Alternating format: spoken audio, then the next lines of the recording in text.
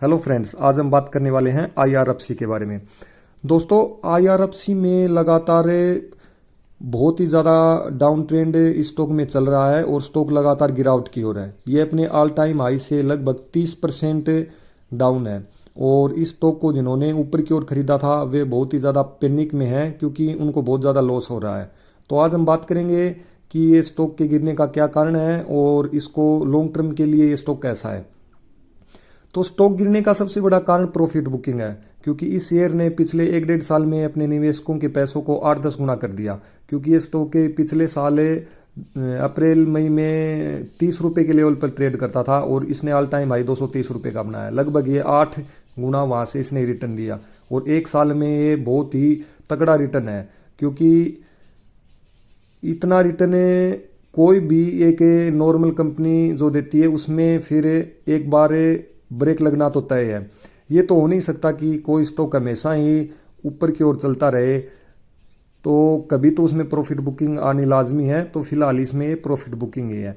और इसमें अब जिन्होंने ऊपर की ओर बाइंग कर रखी है वो इसमें क्या कर सकते हैं, वो इसमें होल्ड रह सकते हैं, या फिर दूसरा रास्ता ये है कि वे इसमें अपने स्टॉक को एवरेज कर सकते हैं, ताकि उनकी जो स्टॉक एवरेज है वो थोड़ा नीचे की ओर आए।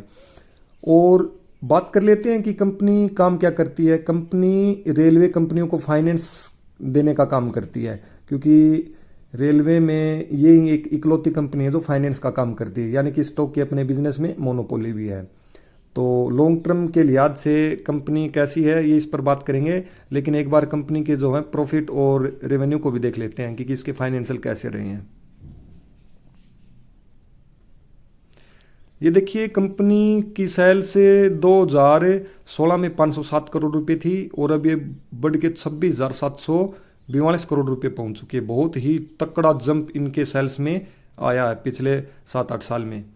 कंपनी का ऑपरेटिंग प्रॉफिट 468 करोड़ से बढ़ के 26,606 करोड़, इसमें भी बहुत तगड़ा जंप देखने को मिला है।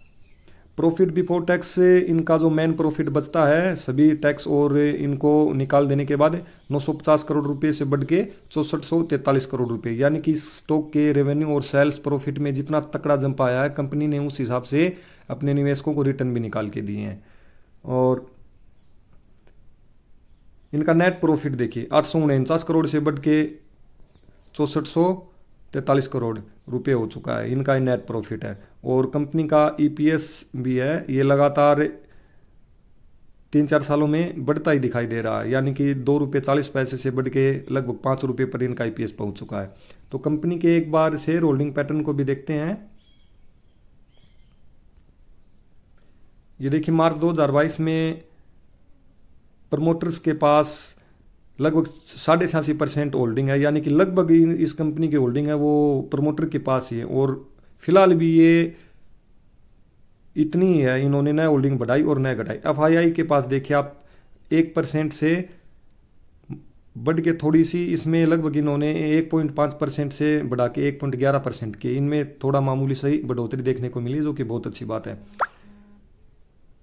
डीआईआई की होल्डिंग 3.39% से घट के 1.08 हुई, यानी इन्होंने मामूली इसमें होल्डिंग घटाई है। और पब्लिक की होल्डिंग जो है वो 9.19% से बढ़ के 11.45% इसमें हुई है, यानी कि पब्लिक की होल्डिंग थोड़ी इसमें बढ़ी है और डीआईआई की होल्डिंग थोड़ी इसमें घटी है। लेकिन पब्लिक की होल्डिंग लगभग 11.5% इस कंपनी में कोई ज़्यादा होल्डिंग है नहीं, लगभग इनके शेयर्स प्रमोटर और एफआईआई डीआईआई के पास ही हैं। तो इसका जो शेयर होल्डिंग पैटर्न है ये भी बहुत ही अच्छा है, क्योंकि किसी भी कंपनी के शेयर जितने ज़्यादा उनके प्रमोटर और एफआईआई डीआईआई के पास, यानी कि इन्हें क्वालिफिकेशन बड़े बड़े इनके पास होंगे, ये कंपनी के लिए उतनी ही अच्छी बात होती है। तो एक बार देख लेते हैं कि कंपनी का मार्केट कैप। ये देखिए, कंपनी का मार्केट कैप 2,18,571 करोड़ रुपए का बहुत ही बड़ा मार्केट कैप कंपनी का है। और स्टॉक पी लगभग 34 के ऊपर इसका जो पी है वो ट्रेड कर रहा है। और इसका हाई और लो देखिए, इसने 66 रुपये से 229 रुपये का 1 साल में लो से हाई बनाया, यानी कि बहुत तगड़ा रिटर्न इसने 1 साल में अपने निवेशकों को दिया। कंपनी थोड़ा बहुत डिविडेंड भी देती है, और इसमें सबसे अच्छी बात यह है कि कंपनी का जो स्टॉक पी है वो अपने इंडस्ट्री से के लगभग बराबर ही है। तो ये कंपनी अपने फिलहाल वैल्यूएशन पे सस्ती ही है। तो अब बात करते हैं कि कंपनी लॉन्ग टर्म में कैसी रह सकती है, क्योंकि हमारी जो करंट गवर्नमेंट है ये रेलवे में को विकास करने के लिए बहुत ही बड़े बड़े ज़रूरी कदम उठा रही है, और इस सेक्टर ने अभी चलना ही स्टार्ट किया है। इसमें जो असली तेज़ी है वो अभी आनी बाकी है।